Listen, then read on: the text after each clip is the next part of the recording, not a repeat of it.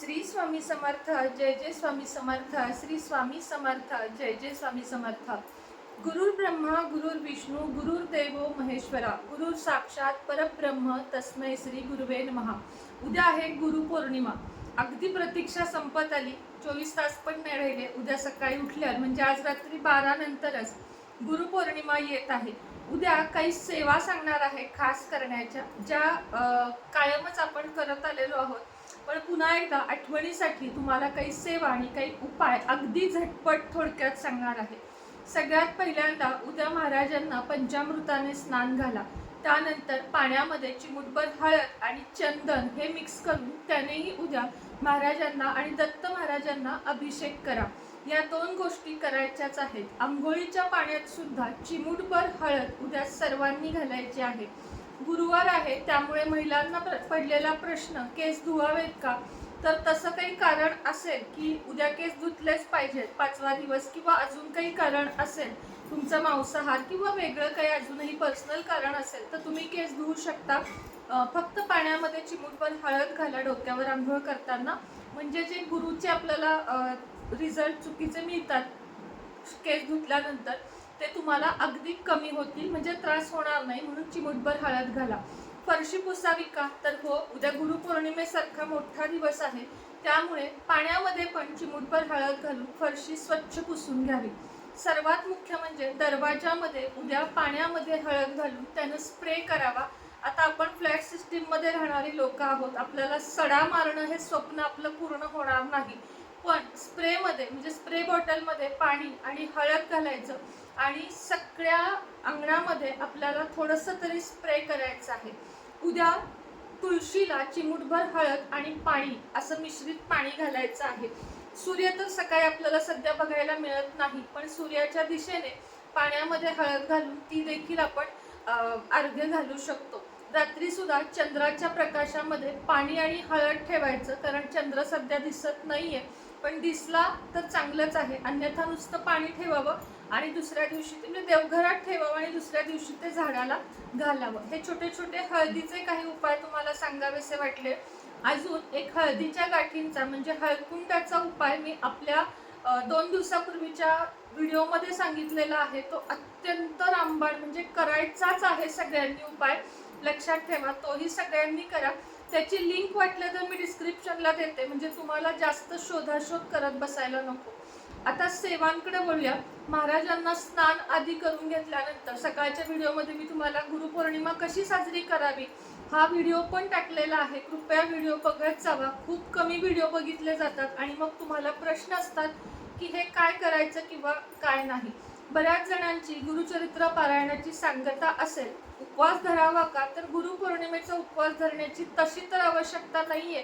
पण इच्छा असेल तुम्हाला आणि तुमची क्षमता असेल उपवास धरण्याची, तर अवश्य उपवास धरा आणि संध्याकाळी तो तुम्ही सोडू शकता. सत्यनारायण उद्या संध्याकाळी सर्वांनी करायचं आहे. इतर पौर्णिमेंना जरी करत नसाल तरी गुरुपौर्णिमेचं हे सत्यनारायण आपल्याला चुकवायचं नाहीये. गुरुपौर्णिमेचं सत्यनारायण केल्यामुळे काय मिळेल ह्याच्याकडे दुर्लक्ष करायचं आहे. प्रत्येक गोष्टीत काय मिळेल किंवा पैसा मिळेल ह्याच्यापेक्षा आपण गुरूंसाठीच्या सेवा किंवा हे जे उपाय आहेत ते करणार आहोत. न कळत आपला गुरुग्रह स्ट्रॉंग होईल, न कळत आपली परिस्थिती पण सुधारेल. पण मनामध्ये ते सतत ठेवू नका की देवा मला हे मिळू दे, देवा मला ते मिळू दे. प्रत्येक देवाला भक्तांना काय पाहिजे हे माहीत असतं, त्यामुळे कधीतरी न मागता पण सेवा आपण करायला हव्यात असं मला तरी वाटतं. आता सेवेमध्ये सगळ्यात पहिलं म्हणजे नामस्मरण, अखंड नामस्मरण. उद्या कोणाशीही जास्त न चर्चा करता न बोलता सकाळी उठल्यापासून ते रात्री झोपेपर्यंत श्री स्वामी समर्थ किंवा श्री गुरुदेव दत्त, त्यानंतर ओम गुम गुरुवे नमः किंवा ओम गुरुवे नमः, ओम गुम गुरुवे नमः या मंत्राचा, पण सगळ्यात सोपं श्री गुरुदेव दत्त किंवा श्री स्वामी समर्थ या मंत्राचा अखंड नामस्मरण उद्या करायचं आहे. तारक मंत्र 11, 21, 108, 51 या संख्येमध्ये म्हणून ते जे पाणी आहे तीर्थ ज्याला आपण म्हणतो, ते बाटलीमध्ये भरून तुम्ही जेव्हा कधी तुम्हाला असं उदास वाटेल किंवा जेव्हा भीती वाटेल, घरामध्ये निगेटिव्हिटी वाटेल, तेव्हा हे तीर्थ प्राशन करावे. तुमच्या मनातली संपूर्ण निगेटिव्हिटी निघून जाईल. उद्यापासून दररोज 11 वेळा तारक मंत्र म्हणेन असा महाराजांजवळ संकल्प करा. आणि काही हवंय म्हणून नाही, नुसता संकल्प करा आणि 11 वेळा, किंवा संकल्पही करू नका, महाराजांना वचन द्या की 11 वेळा मी रोज तारक मंत्र म्हणेन, 1 वेळा मी तारक मंत्र म्हणेन. जसं तुमची क्षमता आहे म्हणण्याची, सेवा करण्याची, त्या पद्धतीनं करा. दुसरी गोष्ट, आता पहिले झालं नामस्मरण, दुसरा झाला तारक मंत्र, तिसरी आणि मोठी सेवा म्हणजे सारामृत ग्रंथ पकडा. अक्कलकोट मधील सारामृत ग्रंथ जे कोणी हातात घेईल, मी खरं सांगते, मी त्या ग्रंथाचं प्रमोशन नाही करत आहे किंवा मला त्यातून काही मिळणार आहे असं बिलकुल नाहीये, पण त्याच्यात जे वाक्यरचना आहे किंवा त्याच्यात जो सार आहे ना सारामृतामध्ये, तो तुम्हाला केंद्रातल्या ग्रंथामध्ये मिळणार नाही. पण असेल केंद्रातलं तर तेही तुम्ही पठण करा. पण एकदा तुम्ही अक्कलकोट मधलं सारामृत वाचून बघा, तुम्हाला दोन्हीतला फरक जाणवेल आणि त्यानंतर तुम्ही अक्कलकोट सारामृतच वाचाल. भले लांब लचक उगाच 7 अध्याय वाचण्यापेक्षा तुम्ही 1 अध्याय वाचा, मोठे अध्याय आहेत अक्कलकोटचे सारामृताचे, पण त्याच्यामुळे जे आपल्याला माहिती कळते किंवा महाराजांच्या लीला कळतात, साक्षात आपण अक्कलकोटमध्ये आहोत असा आपल्याला भास होतो. तर सारामृत 1 ते 21 अध्याय किंवा उद्यापासून नियमितपणे 3-3-3 असं करून 7 दिवसात एक पारायण, 7-7-7 असं करून 3 दिवसात एक पारायण, अखंड 21 पारायण, अखंड 108 पारायण, अखंड 51 पारायण, असा काही ना काही संकल्प करा सारामृताचा. बघा तुम्ही तुमच्या आयुष्यामध्ये इतकी प्रगती होईल. कळत न कळत तुम्ही फक्त या सेवा करा. असं बर्डर घेऊन करू नका की मला हे करायचंच आहे, किंवा एक असं पान उलटतोय आपण आणि पहिला दुसरा अध्याय असं कधी एकदाचा 7वा येतोय, हा भाव कधीही मनात आला नाही पाहिजे. तर जेवढी सेवा करत आहोत तेवढी मनोभावे केली गेली पाहिजे. म्हणूनच एका अध्यायावर थांबलात तरीही चालेल, पण तन मन धन ओकून तो अध्याय आपल्याला वाचायचा आहे, हे लक्षात ठेवा. सारामृत अध्याय पूर्ण उद्या 1 ते 21 तरी उद्याच्या दिवशी तरी पूर्ण सारामृत पठण करा. गुरुचरित्रातील अध्याय 14वा, गुरुचरित्रातील अध्याय 18वा हे सुद्धा उद्या पठण करा.